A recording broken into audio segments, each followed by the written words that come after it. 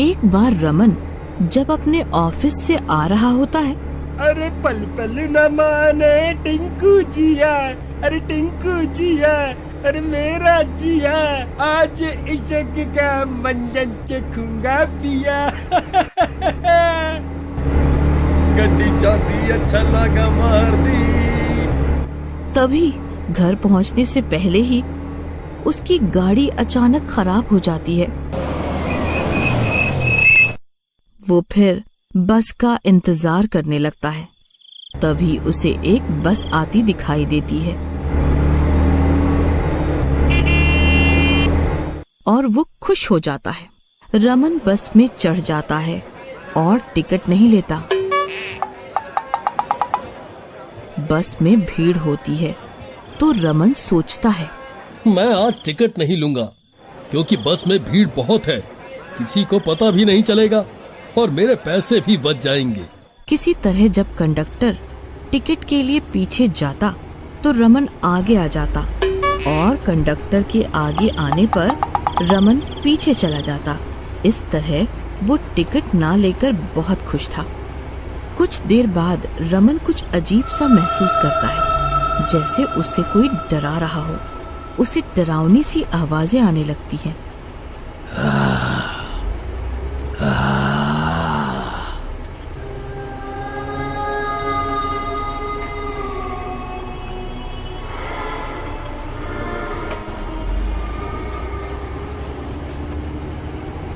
कुछ देर बाद बस एक स्टैंड पर रुकती है। तब रमन उस बस के ड्राइवर से पूछता है, मुझे इस बस में डरावनी सी आवाजें क्यों आ रही थीं? ऐसा क्या है इस बस में? ड्राइवर उसे बस कंडक्टर की कहानी बताता है। इस बस में एक बार एक कंडक्टर को मार दिया गया था। किसने और क्यों मारा उसे? ये उन दिनों की बात है जब उस दिन हमारी बस हिमालय की तरफ जा रही थी। रात बहुत हो गई थी, सर्दियां भी बहुत थी। उस टाइम तो कोहरे से धुंधला धुंधला सा दिखाई दे रहा था। तो हम दोनों उस दिन बस को धीरे धीरे चला के ले जा रहे थे। तभी 4 आदमी आतंकवादी इस बस में चढ़े। लाओ, आप अपनी टिकट के पैसे दो। कंडक्टर ने जब टिकट के पैसे मांगे तो उन्होंने देने से मना कर दिया और इस बात पर कंडक्टर की उनसे लड़ाई हो गई। सब बहुत गुस्से में थे। जाओ उतरो हमारी बस से, हम आप लोगों को इस बस में नहीं बैठाएंगे। क्यों नहीं बैठाओगे? हम इसी बस में बैठ कर जाएंगे। तुझे जो करना है कर ले। क्या करोगे तुम मेरा? मुझे मारोगे क्या? ज्यादा बकवास ना कर, वरना ये चाकू देखा है, एक बार में आर या पार। चुपचाप जा यहाँ से, वरना मारा जाएगा। हमसे मत उलझ। चल चल, ये धौंस किसी और को दिखाइयो। अभी के अभी उतरो यहाँ से, वरना पुलिस को बुला देंगे। अभी तुम गुंडे हो गए अपने घर के, यहाँ डराने की जरूरत नहीं है। गर्मा गर्मी में बहस छिड़ जाती है और नौबत हाथापाई तक पहुँच जाती है। बस रोको, ये आतंकवादी बस में घुस आए हैं और बिना टिकट लिए ही बैठना चाह रहे हैं। अगर बस रुकी तो तुम सब के सब मारे जाओगे। ये बस अब हमारे अंडर है, बस नहीं रुकनी चाहिए। ये सब देख के बाकी की सवारियां परेशान हो जाती हैं और चिल्लाने लगती हैं, क्योंकि उन्हें अपनी जान का खतरा दिखने लगता है। ड्राइवर सोच में पड़ जाता है कि बस रोकेगी नहीं, क्योंकि टिकट के पैसों से ज्यादा जरूरी सवारियों की जान थी। मारपीट में गुस्से में आतंकवादियों ने उस कंडक्टर को चाकू से मार दिया। तब से वो अब भूत बन गया।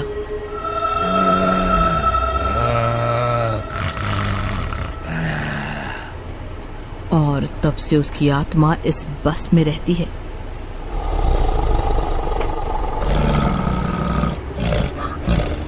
और उन आतंकवादियों का इंतजार करती है। ये सब सुन के रमन सदमे में आ जाता है और पूछता है, क्या सच में ऐसा हुआ था? हाँ हाँ, यही सच है। लेकिन ये आत्मा मुझे क्यों डरा रही है? मैंने तो कुछ नहीं किया इसके साथ। तुमने भी शायद टिकट नहीं ली होगी, तभी वो आपको परेशान कर रहा होगा। मैंने भी टिकट नहीं ली। नहीं, मुझे माफ कर दो। मैं आज के बाद फिर कभी ऐसा नहीं करूंगा।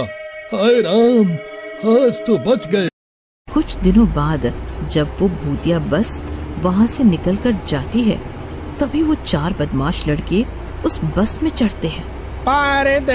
पारदेसी जाना नहीं, हमें छोड़ के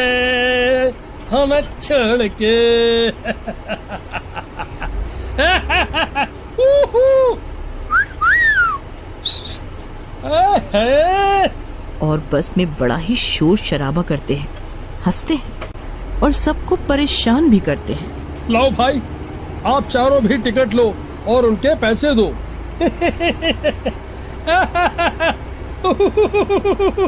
कहते हैं पैसे चाहिए। भाइयों, इस कंडक्टर को देखो तो सही, बड़ा आया टिकट देने वाला। टिकट तो लेनी ही पड़ेगी। कंडक्टर और उन लड़कों में कुछ देर तक बहस होती है और वो भूतिया कंडक्टर सब सुन और देख रहा होता है। आज मेरे शिकारी मेरे हाथ से मारे जाएंगे। और उस भूतिया कंडक्टर की आत्मा उस कंडक्टर के अंदर घुस जाती है। उसकी आंखें एकदम लाल लाल, मुंह बड़ा भयंकर और बड़े बड़े दांत और नाखून होते हैं। चेहरा बहुत ही डरावना हो जाता है और वो अपने भूतिया रूप में आ जाता है। ये सब हम क्या देख रहे हैं? ये क्या है? ये तो कोई भूत है। ये तो हमें मार ही डालेगा। नहीं, हमें कोई बचाओ, इस भूत से कोई तो बचाओ। याद करो वो दिन जब तुम सब ने मुझे इसी बस में बारी बारी से चाकू से मारा था।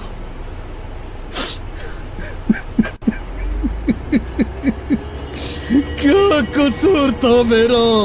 मैं तो इसकी तरह ही टिकट के पैसे मांग रहा था तुम सब से, लेकिन तुम सब ने मुझे तड़पा के मारा।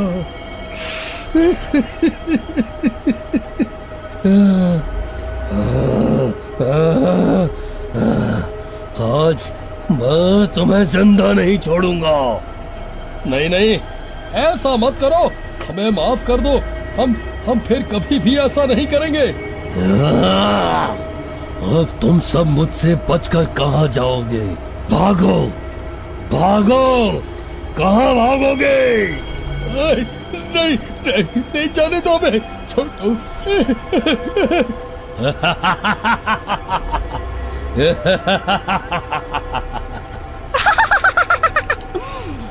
बस चलती रहती है और भूत उन बदमाशों का पीछा नहीं छोड़ता, उनको बहुत मारता है। नहीं, अब हमें छोड़ दो। हम अब से किसी के साथ भी ऐसा कुछ नहीं करेंगे। हमें मत मारो। नहीं, आज तो मैं तुम सबको नहीं छोड़ूंगा। तुम्हें मार कर ही तो मुझे इस आत्मा से मुक्ति मिलेगी। इसी तरह अंधेरा हो जाता है। जोर जोर से बारिश होने लगती है, बिजली कड़कने लगती है, लेकिन बस नहीं रुकती।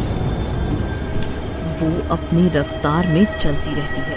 कुछ देर और चलने के बाद बस एक पहाड़ी पर जाके रुकती है और सुनसान पहाड़ी, भयानक आवाजें और साए साए हवा चलने लगती है। घना अंधेरा छा जाता है।